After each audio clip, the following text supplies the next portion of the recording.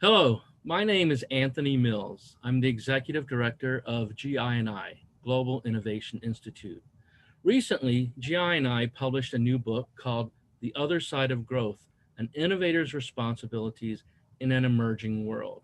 This book brought together 9 diverse thought leaders from around the world to share their thoughts on the nature of innovation and the role it plays in growth, and forces the readers to really think deeply about the implications of their new innovations, how those are driving growth and are being used to drive growth, who they benefit, and how we can ensure that we're benefiting everyone for good. Today, with me, I have one of the authors and contributors to this book, Teresa Spangler. Teresa is the founder and CEO of Plaza Bridge Group in Durham, North Carolina. Plaza Bridge is a consulting firm in innovation and technology development and product development. Teresa's chapter in this book is called Breaking the Paradoxes to Innovate for Good. So, with that, I would like to say welcome, Teresa. Thank you, Anthony. It's great to be here.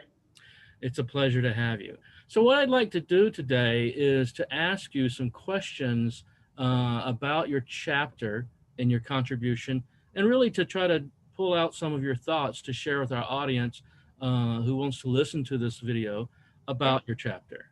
sure. Excellent. So my first question is this: you refer to the paradoxes and talk about breaking the paradoxes.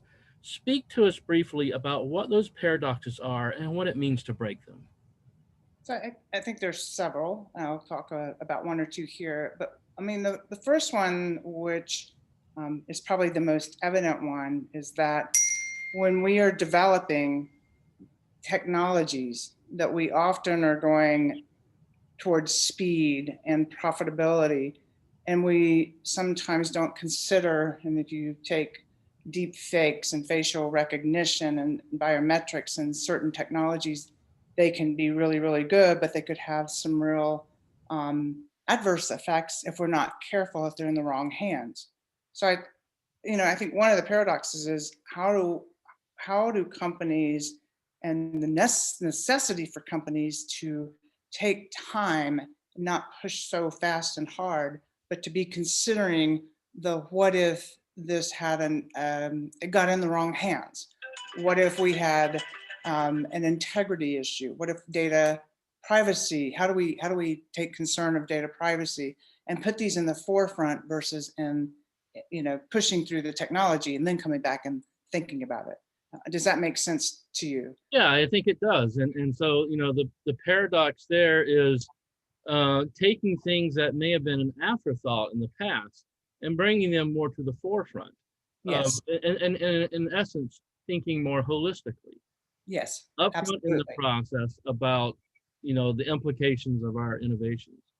Yeah, and I mean the side of speed versus slowing things, speed and profitability versus we need to take time to be looking at these challenges that it may create when we're trying to be disruptive or be innovative in that regard.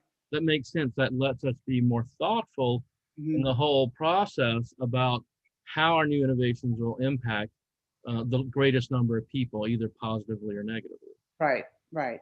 Which would you say is something that organizations have not done as well as they could have in the past? I think we just didn't think about it. I mean, you take. I have to ask myself the question: why are we being hacked today? I mean, why are we in technology wars?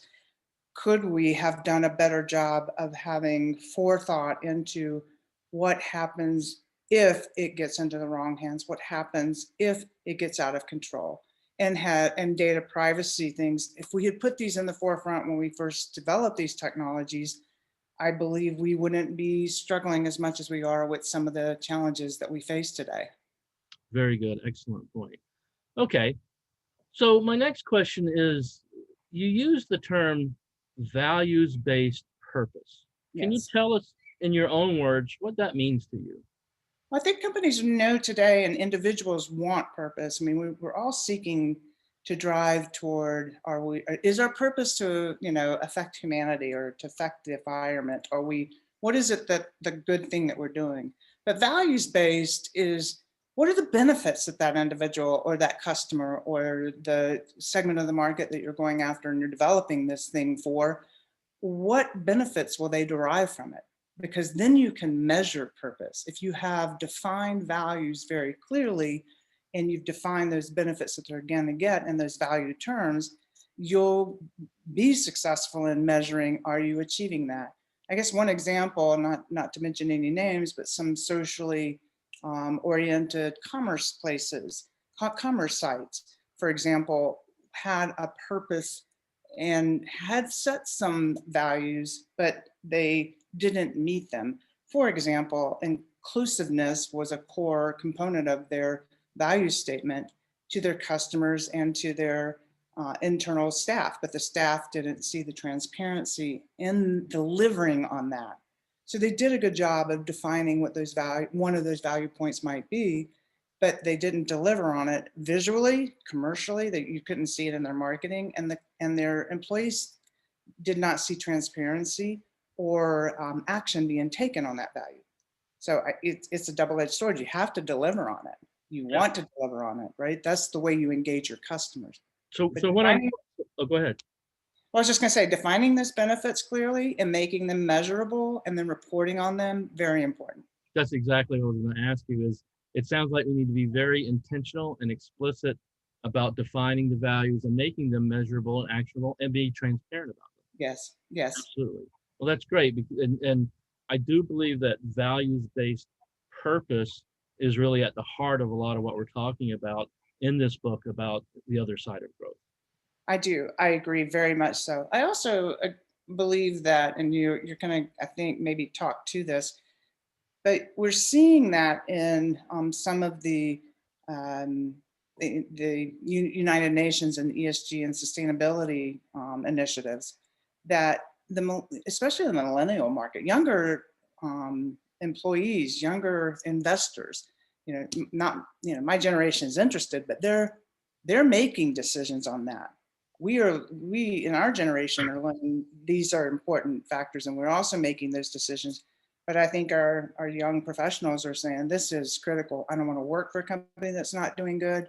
So those are becoming central to, I think, the effort of this book is to educate more on how and what you can do to engage that and to be a more thoughtful innovator.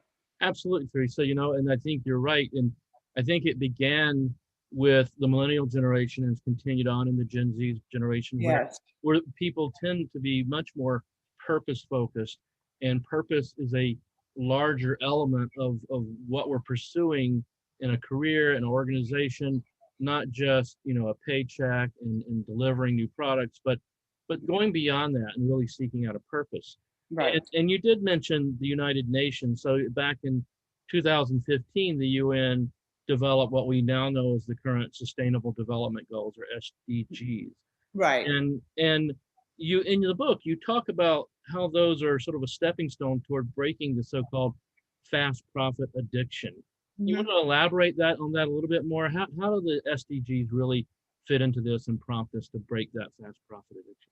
Well, I think there's a couple of things. One, if we just look at the UN's effort, and I'm not, 100% versed in all that they did. What I do know is they built a cause that people could and companies could gravitate, leverage, and join in to contribute. So they raised the issue, and then they raised the vision of wanting to accomplish certain milestone goals by, I think it's the year 2050 or 2030, and they put the metrics together.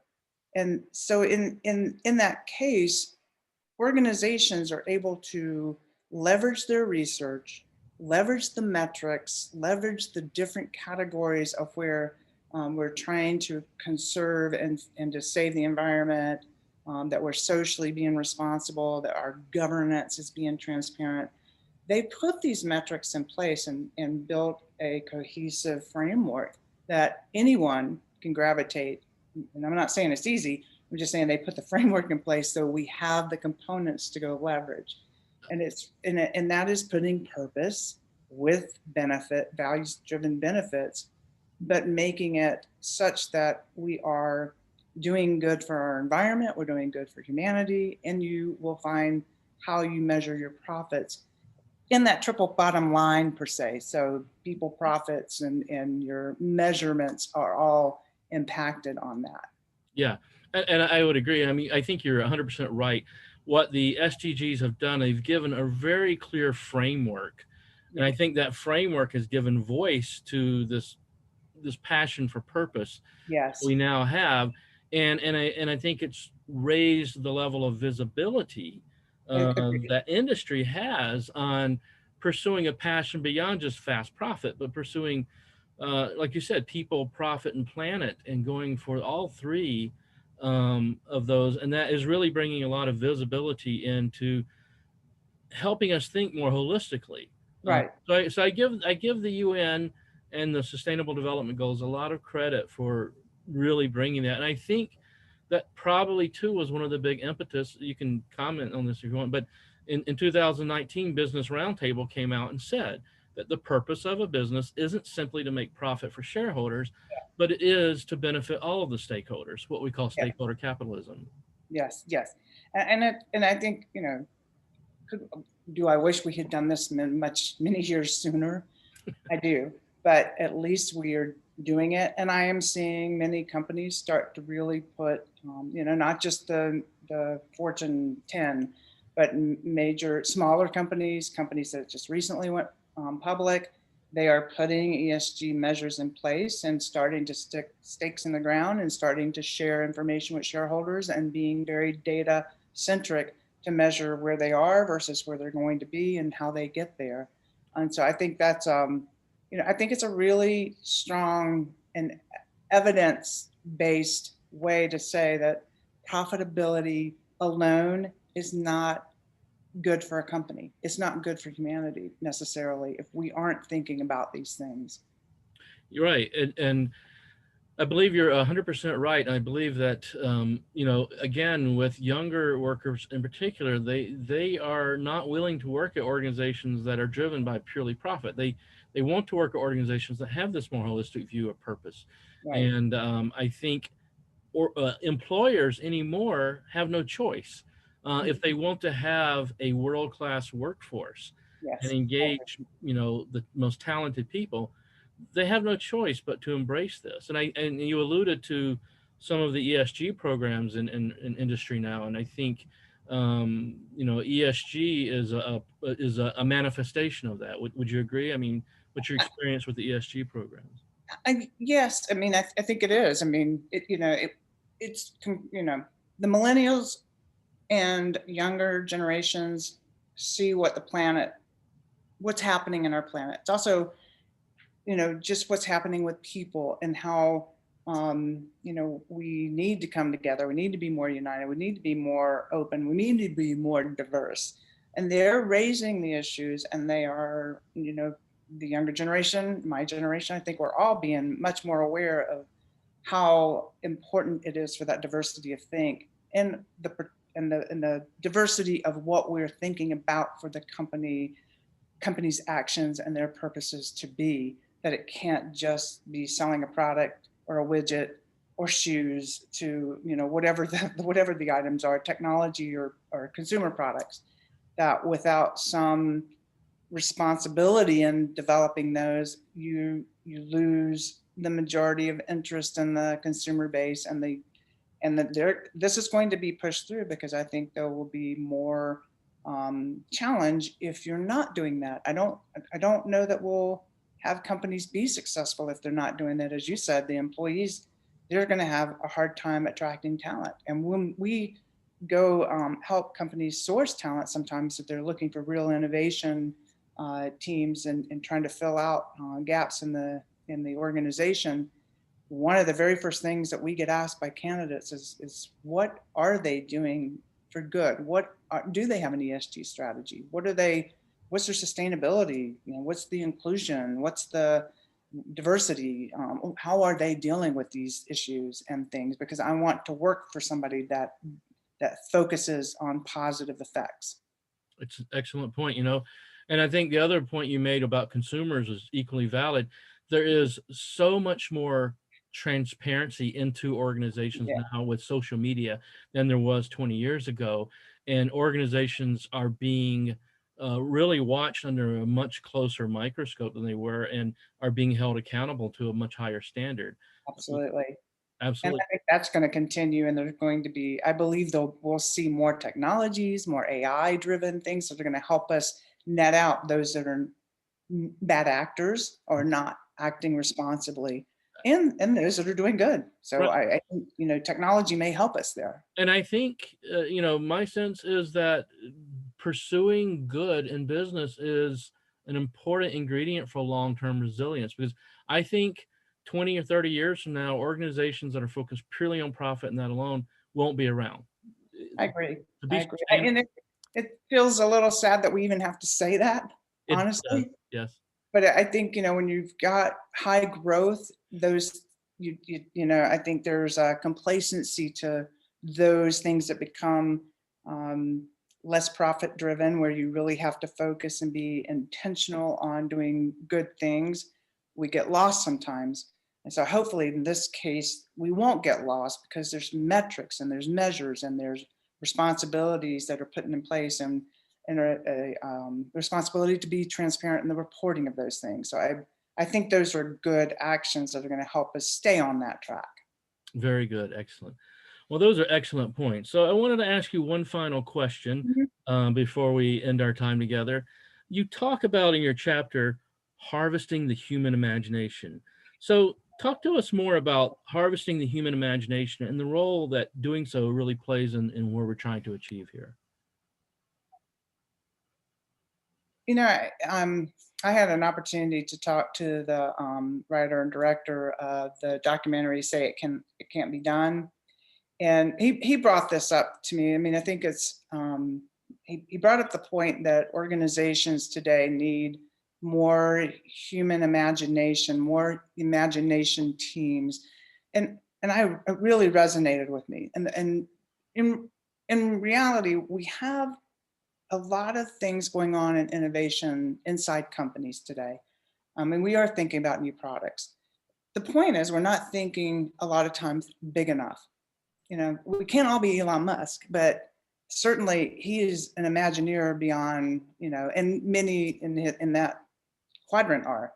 But we can do that also in our smaller and large companies by setting up a few people that their role is just to imagine what's possible and take off the blinders and not look at what we currently do or what we have, and don't think about the innovation and the stage gates and all of these process things that may hinder us from thinking beyond what we ever thought we could.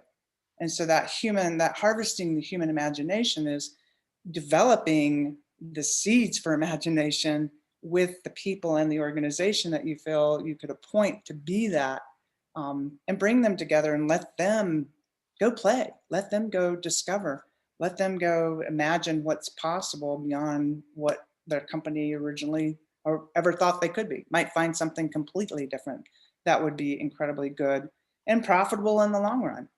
I, But it does say you've got to have the long run glasses on. This isn't a short game. you're right. This is about the long play here, and I think having those visionaries in the organization that can truly look out at 5, 10, 15, 20, even maybe even 50 years and look at the trends that are happening and how those trends are going to impact our organization and one another Right. and create new future scenarios.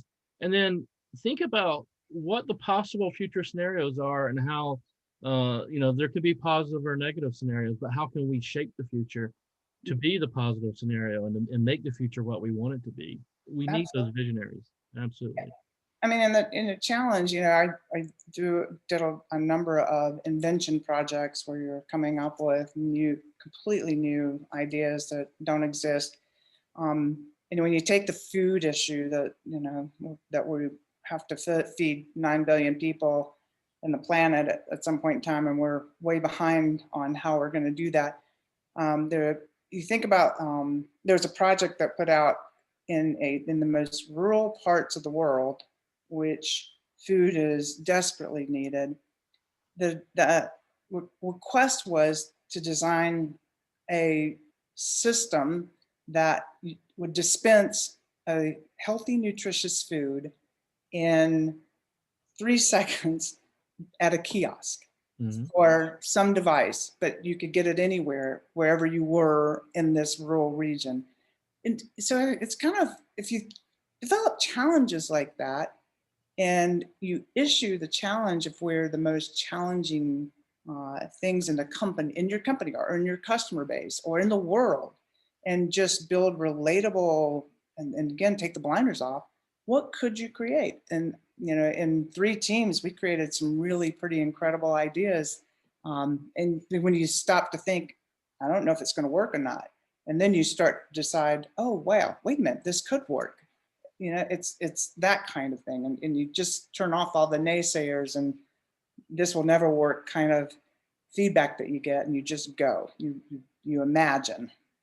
Okay, excellent. Well, thank you for that very much. In wrapping up, what is the call to action that you want people to take away from your chapter about breaking the paradoxes? What do you want them to go do differently? That's a great question.